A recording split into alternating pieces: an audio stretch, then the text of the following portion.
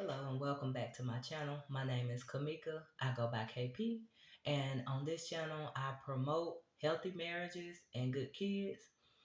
This video is part 2 to my series titled Toxic Family. And in this series, I am basically speaking on my life from my viewpoint up until I got married. Up until the start of my marriage.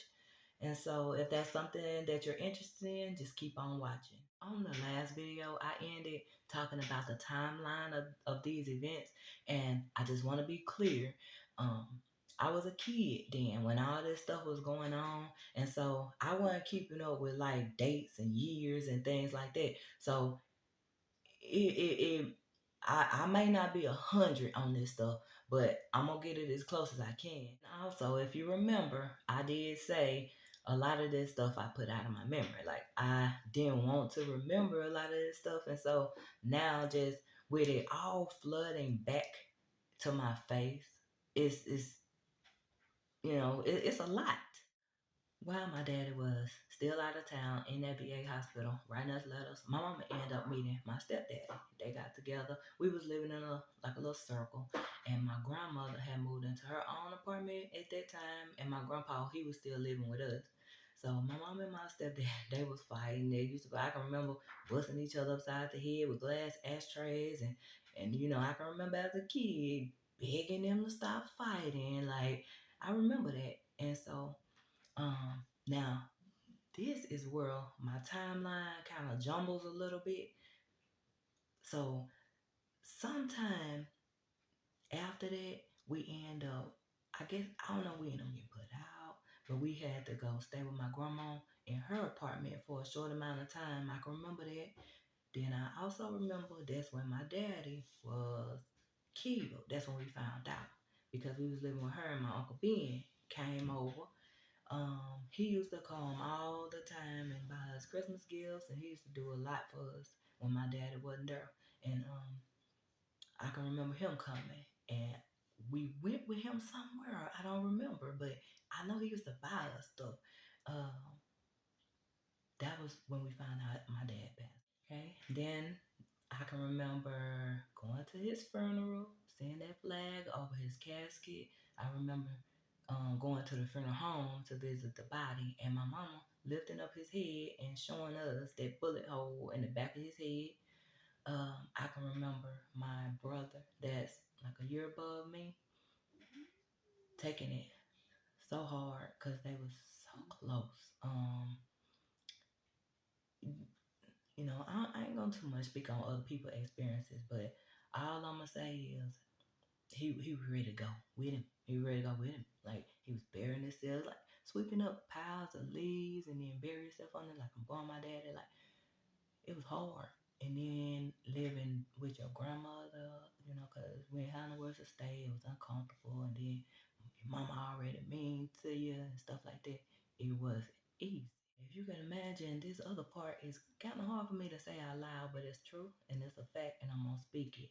So also during that time, it's like a complex. I guess you're not a complex, but a whole neighborhood of elderly people, and they got a pond, and it's apartments, and only elderly people can live over there. And so, really, we weren't supposed to be over there no way, but we didn't have nowhere else to go, and she let us do that temporarily.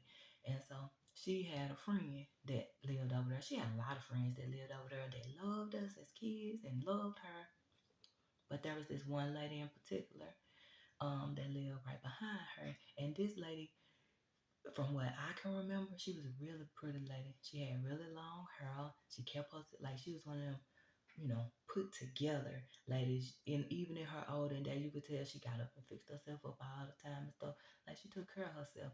And she was the type that you could tell, she was trying, even though she was old living in a neighborhood, she had a little, she was doing better than many of the old people.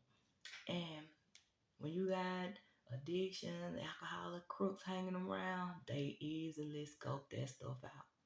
And so at that point, us kids was used as a target. When I say target, this is what I mean. Okay, so this is me trying to figure out this timeline. So, my daddy's sister, she had a Bible, and I didn't know the date of his death because I was so young. But like, I found her old Bible recently,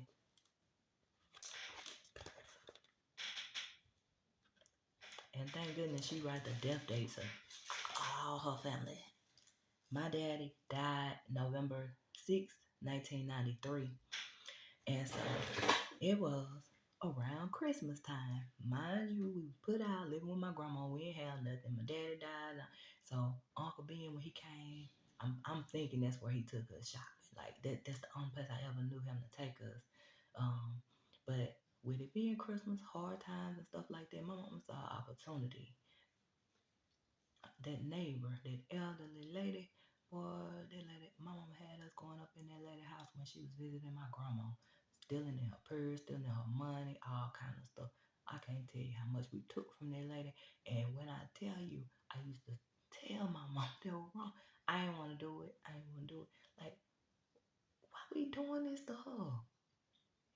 But what choice do like what do you do? Tell your mama no, get cussed out and get your ass. So as a kid, I can't be 100% accurate, but I think it was hundreds. I'll say more than $500-600 that we took.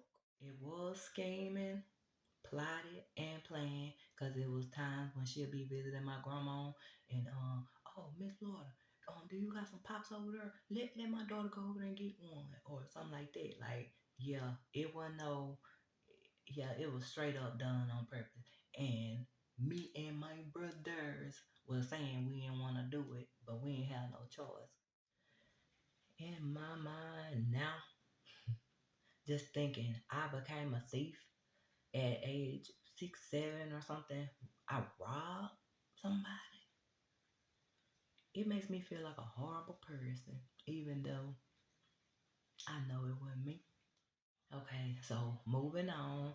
Um, I'm not real sure on the timeline as far as living, but I can remember a time we lived in the Gant. I can remember when we lived in on the Jack Street in them apartments, and that's where she was remarried to a different man, and that apartment burnt up. So I'm kind of thinking that's when we end up moving my grandma. Like really, I don't know because I have went back and tried to ask these questions. You don't get answers from toxic people. I mean, you gotta solve stuff yourself because when people drunk and don't even remember what they did, you can't get answers. So this timeline, that's why it's jumbled because I was a kid and I'm trying to remember it myself. Okay, so not to confuse anybody, my dad was in the VA. She was with my stepdaddy, Marcus. They was fighting, split up or whatever. We was during the time we was staying with my grandma. She was, and after that, I know when we were living in Jack Street, she was with that other one that she married, Tracy. But then, her and Tracy ended up splitting up or whatever. And then after that, she got back with Marcus. So that's how that. Okay, so at this point, mm, I'm all throwed off. If I'm keeping it real, my timeline real throwed off. So I'll just say my big cousin that was living with us, she was in a relationship at that point. She had her own place. My grandma, she had her own apartment. And then during them next few years, I don't remember, but I remember living in the Gant. I remember, like I said, living on J Street when Mom and Marcus was together. I remember living in the hole down on the south side. My memories from that house, I can remember. I mean, this ain't nothing bad about her, but it's just living. I can remember seeing the biggest rat I ever seen in my life in that house. Then I can also remember being talked down so bad too, and just getting dogged out by her so bad to where one of her friends, which was one of my uncle's girlfriend, when I tell you, in that house, she used to give my mom the business. Like, I can remember a particular day. It was close to Christmas time, and cause I can remember the Christmas tree being up, and I don't remember what it was or whatever, but my mom was just on me, just going off on me, bitch, is this, cussing me out. Well, that woman stood up to my mama and told her that she was finna stop and she wasn't finna call me that and blah, blah, blah. Like, it was like she took over for me because I couldn't speak up. Now, my daddy was gone when I was about 6, so they had to be self-made up through that time. And, but I can remember her stepping in for me time and time again because she lived with us at that time. And I can remember her taking over them. Like, I'm a kid, I can't fuss back, but she would step in and start arguing with them, just completely take it all off of me. Man, yeah, she did that for me. I can also remember in that house is where I learned how to pray. My grandpa was living with us, and I can specifically remember him teaching me how to pray, like sitting there praying with him night after night after night until I got it. I can remember. I'll also say that when it comes to like bathing and cleaning myself, a lot of that I was taught by my grandmother, but not like it should have been. But this particular lady in that same house, I'll never forget it. She taught me how to wipe my female part the right way, not to just get no towel and just wipe, how to wipe it front to back and how to open and use the towel and clean, not just go through, you know what I'm saying? She taught me how to clean myself the right way, and I'll forever be grateful for her. Also, I'll say around this time, from my point of view, she ran the streets a lot because she was gone a lot, partying and drinking and hanging out with friends. You know, she always had a lot of friends. People hang around, drunks, and like to party. And so that's what they used to do. My grandpa, he used to keep us a lot.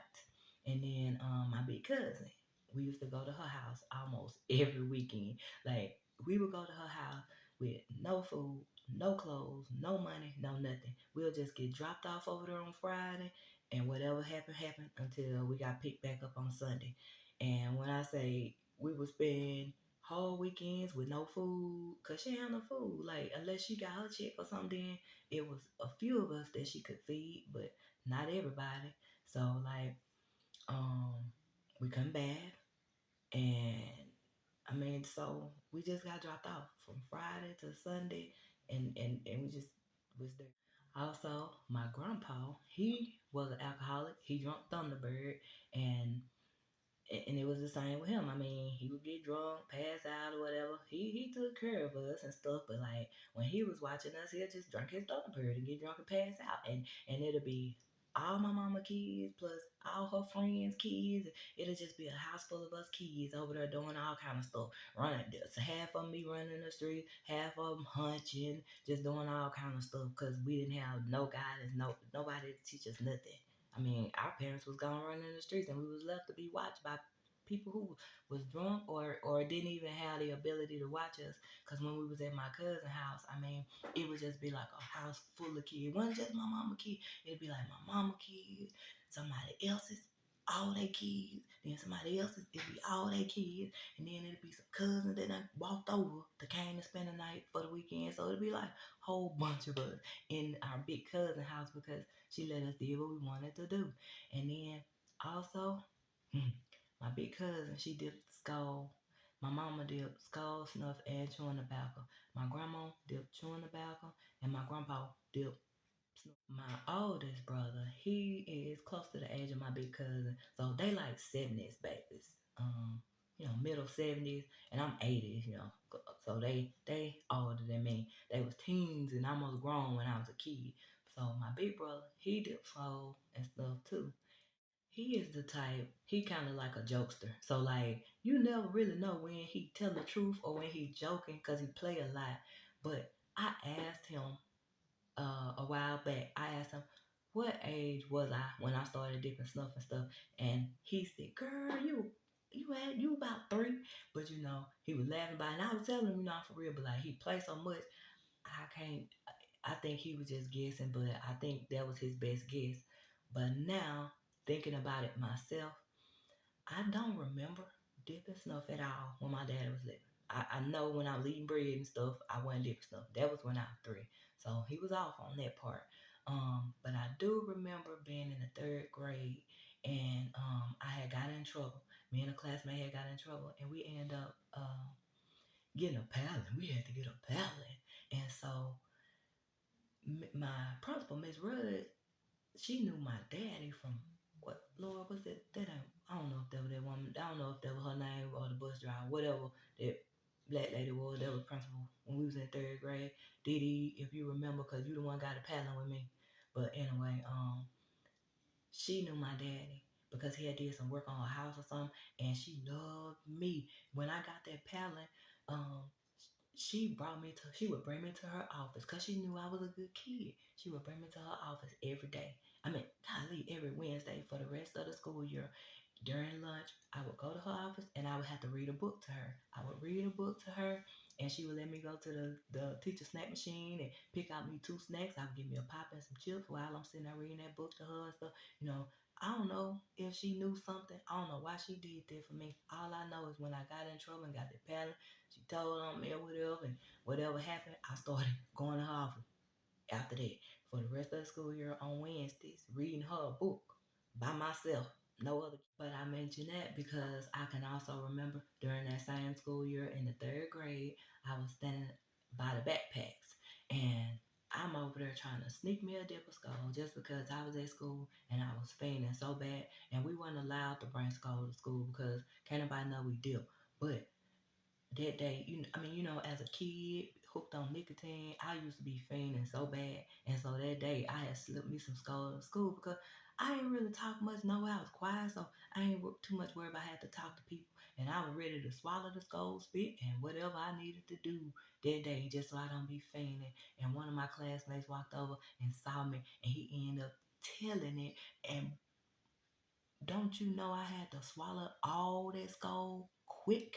I had to swallow because he was telling it on me so that the teacher wouldn't see it. And then I don't know how it worked out, but I ended up playing it out. But I swallowed that skull that day in class in the third grade, trying to hide.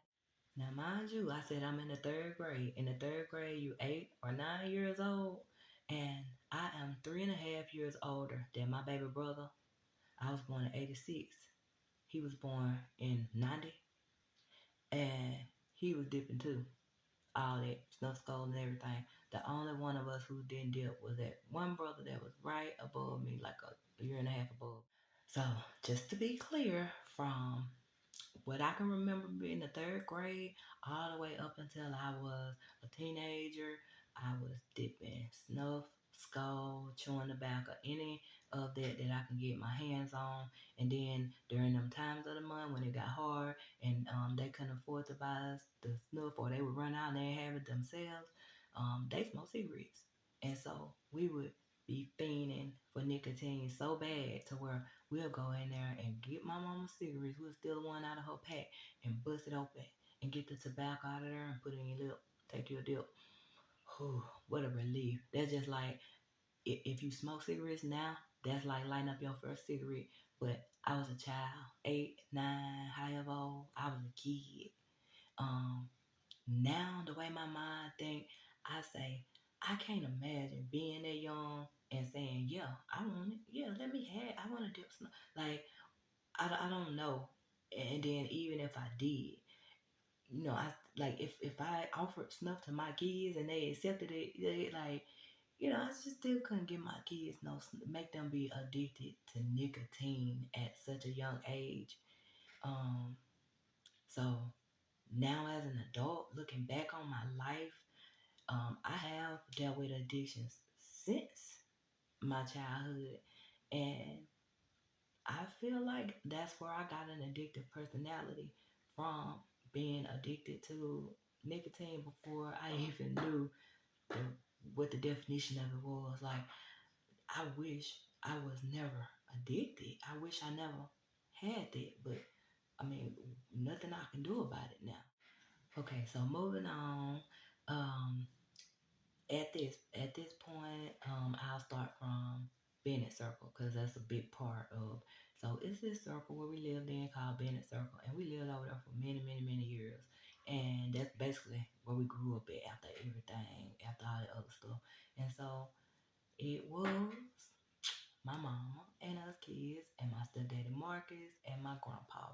And then throughout the years, like one of my uncles, he would come, stay for a while and leave or whatever. And also throughout the years, my big cousin would, she came back, but a couple times and stayed and ended up leaving again. At this point, my oldest brother was living out of state. He had been moved to another state, but he had a daughter and a son. He had two kids that was a lot younger than me. Uh, Basically, I was old enough to babysit them kids, and so when we moved over to Bennett Circle, and well, even before, but like when I got old enough to start babysitting, man, my mama used to call they mama. Cause let's just keep it real. They mama ran the streets too and party too. Um, she wasn't no good example neither. And I'm standing on this camera saying this cause she lived it. Um, them kids used to cuss. Them kids like it was a time when she tried to whoop me because as a child I told her to stop my niece and nephew from cussing. Like I was a little bit at 8, 9, like I said. It was one weekend when I was at my big cousin's house and she whooped me because my niece was cussing and dipping, snuffing, scolding and all that. And now if I'm 8 and 9 and my baby brother 3, 4 years younger than me and then they younger than him, so you already know. I mean, they was dipping they was some babies dipping. When I tell you you ain't never seen a 3 and 4 year old that can dip, snuff, cuss you out, and domino on your ass like it ain't nothing. Domino and cart taunt, all that like it ain't nothing. That was my niece and nephew. I ain't talking down on them or nothing. It's just true. And I asked their mama to stop them from cussing that day, and she whooped me at my cousin's house because I was talking back to the wrong person, whatever. Then later on that night, my big brother came over, and my big cousin told him that she whooped me, and he jumped on her and pushed her off the porch and stuff. I remember all that. But anyway, so them kids were little and they were dipping too. But now we living over here in Bennett Circle, right? They mama run the streets, mine run the street. And I was old enough to babysit. So at this point, the only thing I used to do, like I wasn't allowed to go nowhere. I wasn't allowed to be it was always, I hate you, B, you ain't my daughter, I hope you die. It was always, I'm always getting hit on, jumped on, cussed out when she drunk, everything got took out on me. That's how just how it was. And there was never nothing I could do or say back. I was always scared. They never know when my door gonna get kicked in the middle of the night. And I just never knew it was so toxic. They was always fighting. Every weekend they lived to get drunk to fight. And you just scared because everybody is always fighting and you trying to stop grown people from fighting and then so I would try to leave. My auntie and my cousin, like me and my cousin, we always have been close like sisters. And my auntie, I would stay with her. If I wasn't spending weekends with them, I would be spending weekends with my grandma. And my grandma, I mean, it's like she just took me under her wing. She just helped me. I'm gonna talk more about her, but my grandma, she did so much for me, and she stood up to my mama a lot too. She would tell my mama, "Leave that girl alone." She would tell me all the time, "Don't cry. I'm gonna be grown one day, and I ain't gonna have to deal with that no more." Like she used to tell mama, "Get up, get out for her." And she did. She used to take up for me. But my mama would get mad at my auntie or mad at my grandma. They probably didn't know it, or if they did know it, but then she wouldn't let me go. So what she'll do, she'll call my niece and mom. Or either I don't know if the mama call my mama and say, "Hey, I need a babysitter." I don't know how it went, but anyway, on them times when she was mad at other people, I couldn't go, so I was forced to watch kids. So I can remember many, many, many, many times that my mom and them like the casino, and the casino is a couple hours away. I can remember many times them picking up the kids on Friday, bringing them over there to me, and I don't see my mama or nobody. It's just me and them kids until Sunday when they back from the boat, done lost all their money, done drunk all weekend. I party with friends, blah blah blah. And even on them Sundays, they'll get back on Sunday morning, and the whole yard and drunks. It was just full of drunks that whole day. Like, I mean, it's just like I was forced to just stay there and just watch them kids. I had to make sure they eat. I had to make sure they bath. I had to, it was many, many, many times that I had to do that. Oh yeah, before I go on, speaking of taking care of us and support, all mamas say, I took care of you, I raised you, whatever, whatever, right? So like today, it's 2023, and my mama, she'll tell me now, um, you know what? My life was better than yours because you had to work all your life. You had to work all your life. I ain't had to work. I had a man take care of me. Basically saying like her life better than mine because she don't work. Her husband take care of her, and I've worked my whole life. Um, but as far as I can tell you, from my life growing up, okay, when her and my daddy, when I was little, when they was together, I remember she worked for my uncle, my daddy's brother, for a while at a print shop. I don't know much about that because that's when I was real, real little. And then I don't remember her. She didn't work at all. No other time. When my daddy was killed, we did get a check off of him. So, getting a social security check from a deceased parent or whatever it's called. Um, so we did start getting that. You get that, you get food stamps and stuff, welfare, whatever.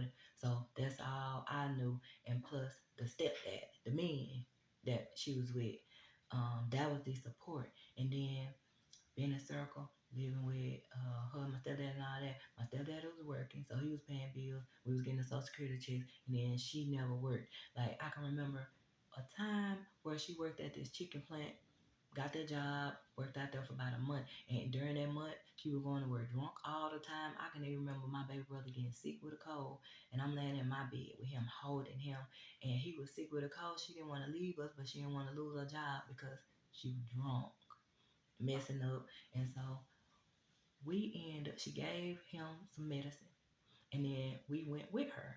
So the chicken plant was about 45 minutes away.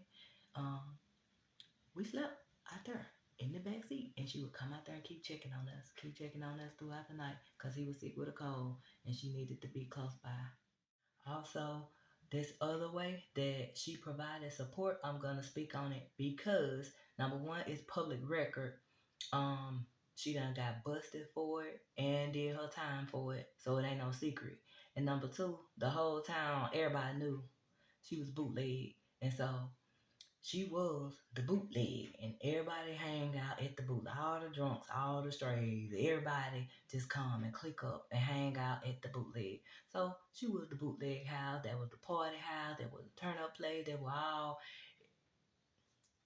That's where you come. So in other words, what I'm trying to say is, she tell me that she better than me because she supported me through government assistance, through a stepdad's job, and through illegal activity.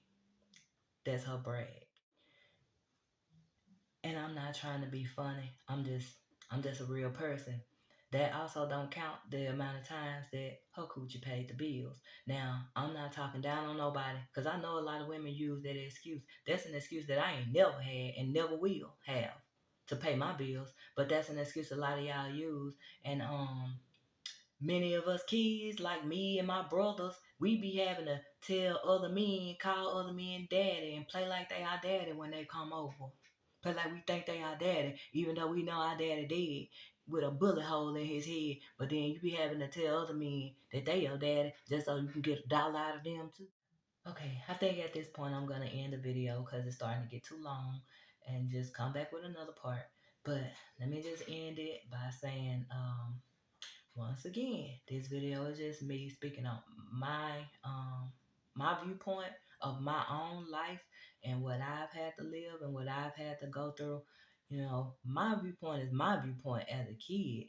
So it's not the overall picture. It's not the whole story. This just from my feelings and my memories as a kid. There's a lot more to the story that I don't know because of being a kid. And you know, so I don't want to seem like I'm just accusatory, like, oh, she was doing it with me. Hey, I'm just speaking facts from my point of view because it's my life, and I'm the one having to get up out of all this toxic mess. And so, and speaking on it is a blessing. Speaking on it is helping me because holding this in for 37 years, I was at a point almost about to lose my mind. I did counseling, but listen, I said counseling don't work. now that I'm going back, it's like I realized we just was I mean my mind wasn't in it. I wasn't even trying before and wasn't even compatible. But now, things is totally different. My mindset is different and all that, and yeah, it's totally different now. So I'm actively changing my life, changing everything about my life. I don't want nothing to be the same no more. And so that's why I'm doing this. I'm getting this out, and it feels good. Okay, this is YouTube, a public platform with a lot of people, and I don't encourage anybody to do anything that you don't want to do or you don't feel comfortable doing. But what I do encourage people is if you're hurting and you're going through a lot of pain, childhood pain and stuff like that, start praying to God. Start praying because God changes things and God removes the hurt and God will guide you. Ask God to guide you on what you need to do to heal. God will show you the way. I don't want to ramble. I'm finna cut this video off because I will motivate you like no other. I'll keep going. But I just want to say that I do appreciate everybody's here, everybody that's here, anybody who watches this video. Um, I ask that you like the video. If it's any interest to you, hit the like button. I'm trying to get my channel to grow, and that helps me grow. Also, if you'll subscribe to my channel, that helps me grow as well. I have another channel. It's called Inspired Creations by KP. On that channel, that's my business channel. And if you'll go over there and subscribe, watch a few videos, hit that like button. I'm trying to grow on YouTube. I'm actively changing my life, and I'm trying to get y'all to subscribe to my channel. And look, I'm just keeping it real. Subscribing and liking is what's gonna help me grow. And there we go. So um, thank y'all again. Thank y'all again for taking the time to watch this video. And I will be back with more parts to this story.